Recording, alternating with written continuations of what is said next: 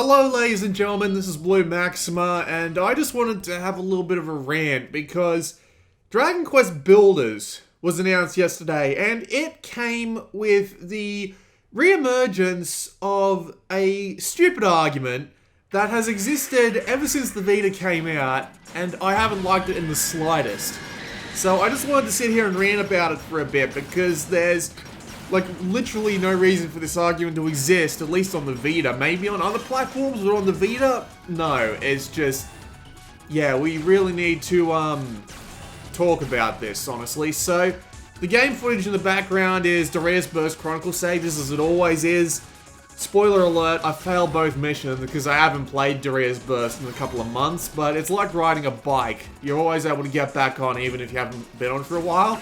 Which is kind of hilarious that I say that because I never learned to ride a bike. So we'll just pretend I didn't say that and move on. So, as I said before, Dragon Quest Builders got announced for release in the West yesterday. Or technically it was today because for me it was out at midnight. Like the announcement was midnight. So that's kind of great, but because I had to get up and early and edit my weekly update. It's been like 20 minutes since my weekly update went up. Or at least I bloody hope it has. I'll have to go check that. But, yeah, it's been a fairly short amount of time. So, in the comments sections of the articles that announced this, and on forums and on Reddit, I've seen the same thing being said over and over and over again. And that's the idea of no physical, no buy. Because apparently, for some reason, on the Vita, despite the fact that it's arguably the worst performing major console platform of this generation, people still seem to stick by this silly train of thought. And I just wanted to go over why and why it's stupid. Now, no, I'm not calling the people who think this stupid, because they're usually, like, well thought out people. I'm just calling the argument stupid. So let's go over why the argument is stupid.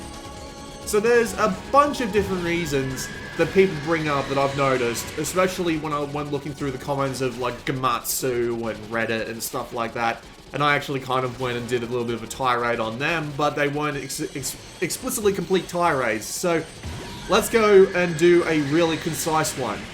Anyway, we'll start with the first reason, and that's games turn out broken in this day and age. Now, this is a weird one because games have always come out broken. Like, all the way back to Pac-Man on the Atari 2600, that game was broken as sin. It didn't look like anything Pac-Man. It didn't look anything like Pac-Man at all. It didn't look anything close to the arcade game. It looked shit. Everything flickered, the colors were all wrong, it barely animated, and it was terrible. Battletoads on the NES. Single player was fine. Two player? Level 11, I think it was? The second chase. The second player's cycle thing would not move. It wouldn't move in the slightest, so you could not get past that point in two player. Space Station Silicon Valley on the Nintendo 64, I think. There was a special collectible bonus item that counted towards 100% that you simply could not collect because they didn't apply like a collision mask to it. So, claiming that games come out broken these days and not having... Like, one of the main reasons people bring up is that putting games on digital is a sort of encouragement to release the game broken, or at least the idea of the patch culture is, where you can release patches later on. This is a really stupid thing to say, because patches never actually existed back in the days when Battletoads was completely unfixable. And for the record, they never did. The only way you could fix a broken physical game was to have a second shipment of physical copies and take back the first shipment. This actually happened with games like, I think it was Puyo Puyo Collection on Nintendo DS, where I can't remember if this was this specific game or not, but the game would stop saving after 255 autosaves. So the game would just stop saving entirely, and they had to get a second revision out. And then I believe there was a Bubble Bobble game where you couldn't get past like level 25 or something like that. So they had to ship those games back, and then they had to get an entirely second shipment, and that costs a ton of money. You know what doesn't cost a ton of money? Or at least I hope it bloody doesn't. I hope Microsoft learned that lesson with Fez. But you know what doesn't cost a ton of money? Software patches. Like, I get the idea that people are unhappy that this digital culture exists to the point where they can use the day one patch to excuse bugs and things like that. But do you know how many wheels and gears go into a game these days? Hell, back on the NES, admittedly, it was a very, very complex set of wheels, but there weren't that many wheels. These days, they're a very complex set of wheels, and there's thousands of them. Like, imagine Bethesda games. They have thousands and thousands of moving parts in those games. So, it's like you can't expect them to find every single bug. You really can't. This is why the unofficial patches exist, because there are bugs that Bethesda simply might not be able to find. They might not be able to duplicate them. They might come up under a very specific set of circumstances. You could send 1,000 people to a regular Bethesda game before launch as a Q&A team, and you wouldn't find 20% of the bugs that are in a game with that many moving parts. So this is just a silly reason. The second reason is that the Vita memory is expensive. Now, this is true. It relatively is true because it's ridiculous when you can buy a 256 gig SD card for the same price that you buy a 64 gig Vita memory card.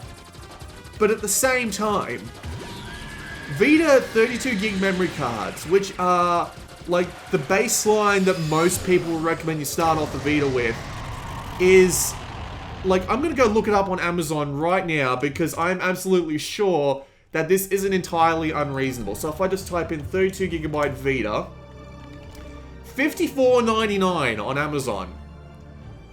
Now, that is pretty expensive, and you could get like you could get two 64 gig SD cards for this price. But at the same time, it's not even a game and a half. There are a lot of people that complain about how expensive the Vita storage is, but it's like, if you just put aside a game and a half's worth of budget, or even less if you go find it on sale, then you can get a 32 gig memory card and hopefully not have to worry about it for several years. Like, the 64 gigabyte memory cards are notable for failing, which is a real pain in the ass, and that shouldn't happen, and that's entirely Sony's fault. But the 32 gigabyte I'm using on my Vita right now, I've had it since the Vita came out. So if that doesn't tell you, like, at least the 32 gigabyte is relatively reliable, I don't know what will. I mean, hardware fails, guys. Come on, you can't expect it to be an impregnable fortress forever. That just doesn't happen. But seriously, it's a game and a half. If you're that cheap, why were you buying a Vita in the first place? If you can't afford 60 bucks, just even after saving for a couple of months for it, you've got bigger problems than not being able to afford a memory card for your Vita. You should probably sell your Vita and feed your family, for God's sake. I know this makes me sound all high and mighty, but jeez. Like, you can forego a game and a half purchase for a while to get a 32 gig memory card. It's not too ridiculous, honestly. It is a bit ridiculous, but it's not too ridiculous. And if you bought a Vita, you knew what you were getting into in the first place. So come on, guys. Give us a break. Anyway, the final argument that I know of that comes up a lot is sending a message. Now, sending a message is a bit of a weird thing to do because let's paint the industry in broad strokes, which you should never do because the game industry is a very varied situation and there's people all over the place, there's all sorts of different audiences, but let's paint this in broad strokes. Now, you can't send a message with the purchase of a game or without the purchase of a game because all that the sales team sees is the sales numbers. That's all they see. You've got the PR team who pays attention to the public discourse and everything like that. But the sales team, the people who manage the sales, will only see the sales numbers.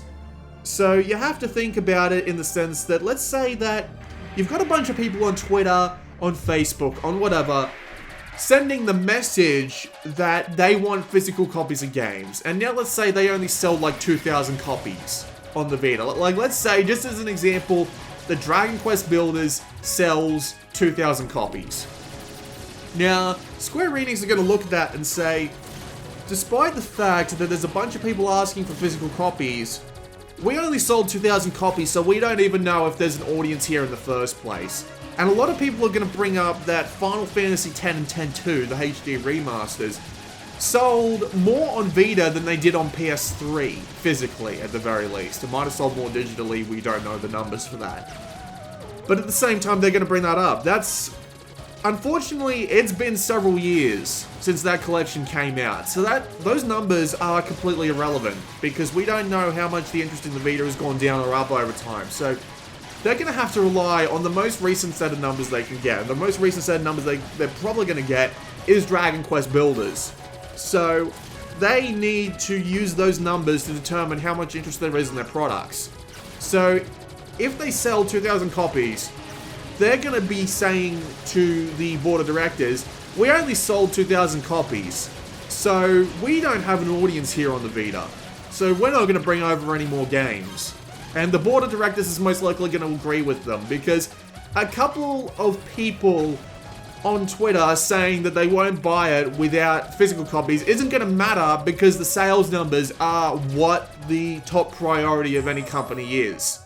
Only very small companies can get away with the idea that they are only going to sell a very limited amount of units. Like limited run games, for example, the people who publish relatively limited runs, because that's their name, of Vita products, those guys get away with it because they're actively not trying to make a profit.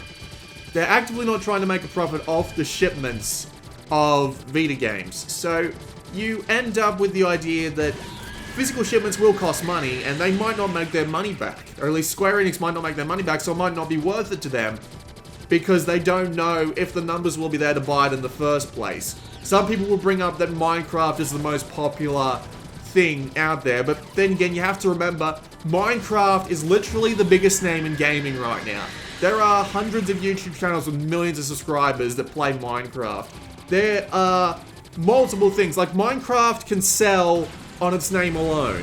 Dragon Quest isn't exactly a very popular series in the West. Like, hardcore gamers will know exactly what it is, and hopefully they'll go for it on Vita, because, you know, it's Dragon Quest, and people love Dragon Quest, or at least a very small number of the population loves Dragon Quest. But you can't have Dragon Quest Builders sitting on the shelf and just trying to draw people in on the name alone, because that's what Minecraft did, and that worked, because Minecraft is a big name. Dragon Quest isn't. So Square Enix have every single reason in the book not to do a physical run of Dragon Quest Builders, and by not giving them the sales numbers that they're looking for on the Vita, they will have every reason not to continue localizing any other games. Because really, if they don't see the sales numbers, if they don't see updated sales numbers, they have no reason to continue localizing games. So if you don't buy Dragon Quest Builders, if you don't, what's the word I'm looking for? Award them for actually bringing something over for once, because they have missed several games that have come out in the past, like the remake of, what was it, Adventures of Mana?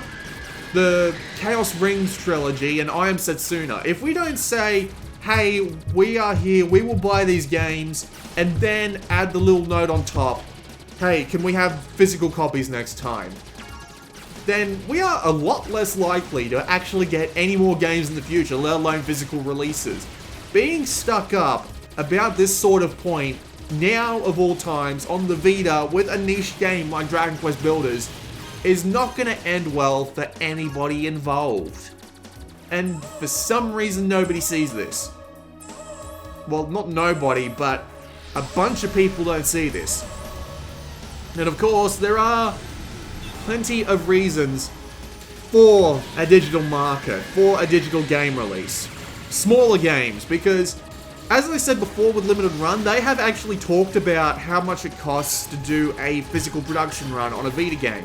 Turns out that due to the proprietary cartridge stuff that the Vita uses, and this is entirely Sony's fault, I'm not going to say it's not, but due to the proprietary cartridge stuff the Vita uses, a similar sized run, so like 3,000 copies of PS4 and PS Vita. The PS Vita run will cost 4 times more on average. 3 to 4 times more on average. That is, like, how can you convince Square Enix to make a physical run of games that cost 4 times more of a niche name that we don't even know if it's going to sell yet because they don't have updated sales numbers except from back when they published Final Fantasy X and X2. They have got so many things going against them that a couple of guys piping up on Twitter and saying, I'm not going to buy your game unless you do a physical release of it on this niche platform. This just isn't going to end well. Do you not see how this isn't going to end well? Because that's insane. But yeah, smaller games get plenty of opportunities to shine thanks to digital platforms. Like, the game in the background right now is the best example. Dariusburst Chronicle Saviors apparently sold really well. Like, I haven't heard that it sold terribly at all, so hopefully it's sold really well because it's a digital-only release. Oddly enough, it got a Vita physical release in Japan, but it didn't get a physical release here. But, I mean, obviously I wouldn't expect it because Darius is a series that hasn't existed for like 10 years. G Darius was the last game in that series, and that came out on the PlayStation 1. So, it's a really out-of-date game. That game wouldn't have stood a chance over here if it was physical, because they wouldn't have sold a single bloody copy of that, because nobody would have known what the name was. But on digital, where you can have, like, a front row position for a whole week or two, you can get a lot of sales. With YouTube, you can get a lot of sales. So, that's a thing. Devolver Digital. I was originally going to do Downwell for this, but I eventually decided that I should probably play some more Dariusburst. But Devolver Digital, some of the best, absolute best, digital indie games would not exist if they were required to do physical runs to actually sell any copies. Freaking Adult Swim is getting into this, and pretty much every game they've brought out under their label is fantastic. Curve Studios. A little bit more hit and miss, but at the same time, they still have a lot of digital games. So, really, there's a very good reason to have digital copies. Not to mention the ability to patch is treated by these stuck-up physical people as the reason why games are shipping broken, and no, it's the reason games can get fixed. It's the reason games have game-breaking problems that can get fixed. And yet, for some reason, these people see this in the exact opposite way, because there are game-breaking bugs in lots of games that people don't notice because Q&A simply can't get that far. Like, freaking Mop Operation Cleanup got taken down off the store until they decided to fix it. Probably a bad example. Spelunky had a bunch of problems with the fog levels, where they patched that so that the fog levels ran better. Imagine if patches didn't exist. Imagine if Spelunky only came out on a physical card and you could never get that game patched without a second revision. You would have to suffer with the fog levels having massive frame rate drops. Dragon's Crown added a fuck ton of downloadable content. Well, not so much downloadable content as much as patch-free content for people via the patch system. So, yeah, you can add a ton of content for free. You can add content like downloadable content, which, as much as people would argue against it, if the downloadable content is made after the game comes out, then you have absolutely no right to have it to free as a customer. So, you know, there's no questioning that.